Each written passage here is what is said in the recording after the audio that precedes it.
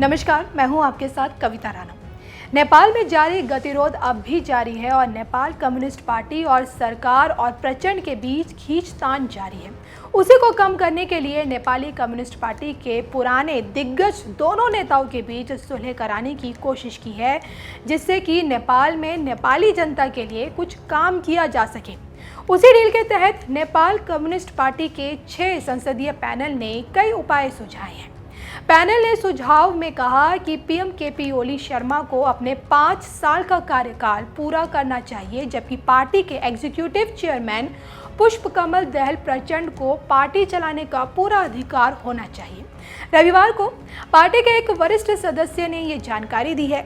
यहाँ पर एक जानकारी आपको ये देते चलें कि इस वक्त केपी शर्मा ओली नेपाल के पीएम तो है ही, साथ ही साथ वो नेपाल कम्युनिस्ट पार्टी के अध्यक्ष भी हैं। लेकिन इस पैनल ने कहा कि ओली बतौर पीएम 5 साल तक अपना कार्यकाल पूरा करें और पार्टी चलाने का अधिकार पूर्व पीएम यानी कि पुष्पकमल दहल प्रचंड को मिलना चाहिए।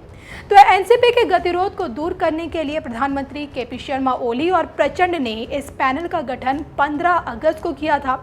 17 अगस्त को एनसीपी की शक्तिशाली केंद्रीय सचिवालय ने इस पैनल को अपनी सहमति दी थी और इस पैनल का मुखिया पार्टी के महासचिव विष्णु पौड़ियाल को नियुक्त किया गया था। माना तो ये भी जा रहा है कि पैनल की सिफारिश पर अमल हुआ तो एनसीपी का आंतरिक कलह खत्म हो सकता है। तो आपको बता दें कि नेपाल में राजनीतिक घटनाक्रम इस कदर बिगड़े हैं कि प्रचंड और वरिष्ठ पार्टी नेता माधव कुमार नेपाल में पीएम केपी ओली का इस्तीफा मांगना शुरू कर दिया है। उन्होंने ओली जब 2.5 साल पहले 2018 में नेपाल के पीएम बने थे तो उन्होंने और प्रचंड ने एक समझौता किया था, जिसके तहत दोनों नेताओं को 2.5 साल पीएम रहना था। अब यहाँ आपको एक और बात ये बताते चले कि नेपाली पीएम केपी ओली अपनी नाकामी और भ्रष्टाचार के खिलाफ बन रहे माहौल के बीच भारत विरोधी बयान दिया है। इसके अलावा उन्होंने भारतीय भूभाग कालापानी, लिपुलेख और लिम्पियाधुरा को नेपाल का हिस्सा घोषित कर दिया है और नेपाल का नया नक्शा भी जारी कर दिया है।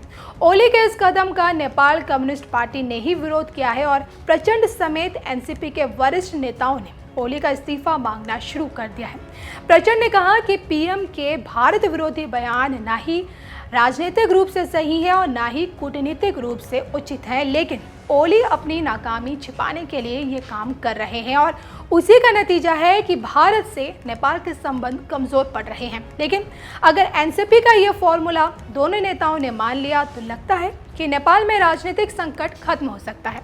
अब गेंद नेपाली पीएम के पाले में है। अब ये देखना होगा कि आगे वो क्या करते हैं।